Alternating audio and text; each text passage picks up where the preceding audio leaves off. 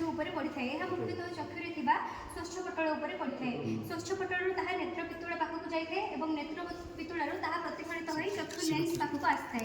ଚକ୍ଷୁ ଲେନ୍ସ ଗୋଟେ ଉତ୍ତଳ ଦର୍ପଣ ବା ଉତ୍ତଳ ଲେନ୍ସ ଭଳି କାମ କରିଥାଏ, ମାନେ ଏମିତି ସେପ୍ର ଥାଏ। ତ ସେଇଥିରୁ ଯେତେବେଳେ ପ୍ରତିଫଳିତ ଆଲୋକଟା ମୁକୁରିକା ପାଖକୁ ପହଞ୍ଚିଥାଏ ସେତେବେଳେ ସେଠାରେ ଗୋଟିଏ ଛୋଟ ବାସ୍ତବ ଏବଂ ଓଲଟା ପ୍ରତିବିମ୍ବ ସୃଷ୍ଟି ହୋଇଥାଏ।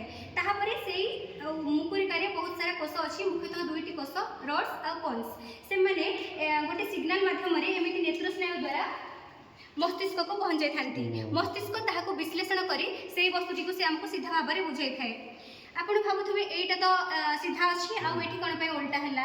ଏଇଟା ଏଇ ଯେଉଁ ନେତ୍ର ଲେନ୍ସ ଅଛି ବା ଚକ୍ଷୁ ଲେନ୍ସ ଅଛି ତାର କନକେଭ ନା କନଭେକ୍ସ ଅଛି? Convex lens. हाँ, जो कन्वेक्स लेंसटा अच्छे से कौन करे यार जो ऊपर जो आसला प्रतिछवि बा प्रतिफलित रश्मि ताकू से तळ भाग को पहुंचाई देथे एवं ए जो तळ भागर रश्मि को से ऊपर भाग को पहुंचाई थे। फल आलोक जो एपट सेपट हे गला सेति एठी गोटे ओलटा छवि सृष्टि होई थे। बाकी सेटा जेतेबेले मस्तिष्क को जाए सेतेबेले से मस्तिष्क रे से सीधा भाबरे देखाई थाए।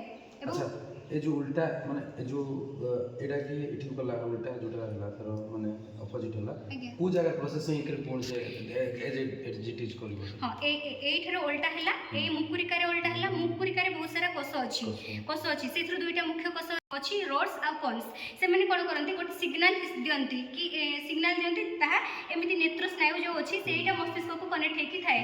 तो सेटा मस्तिष्क को तापर गला परे सेठी से विश्लेषण करबो आ ताकू से सीधा भाबरे बुझेइबो। हमें जत्ते भी जहां भी देखु जे सब उल्टा हम उल्टा देखु छी, बाकी मस्तिष्क सेटा को सीधा करके देखाउ छी। अच्छा एठी कन्वेक्स लेंस अछि लागो। तो को क्लास पे करछ माने अष्टम क्लास रे एठी एलाबोरेट करि छी फिजिकल साइंस आलोक अछि आ एटा हला 8 क्लास पाइन 8 क्लास रो आलोक विषय रे अछि। ओके जाहो बहुत बढ़िया से बनेइछो, बहुत एफर्ट देइछो, बेस्ट अछि।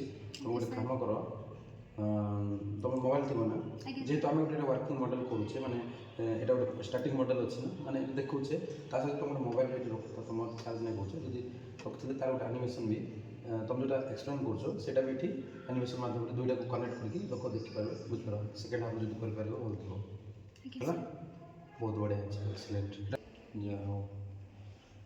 ओके एटा कोन करना हमर लाइट जे कोन सी वस्तु ऊपर आलोक पड़िले मु एटा आलोक देखिया। अच्छा तुम एपटे काई मारछ ताले आमे एपटे मारले ना केमती कोन से हां जेमती आलोक माने आलोक गोटे जिंस ऊपर पड़िले जोठु पड़िले आमे वस्तु को देखिबा बोली हम करछु।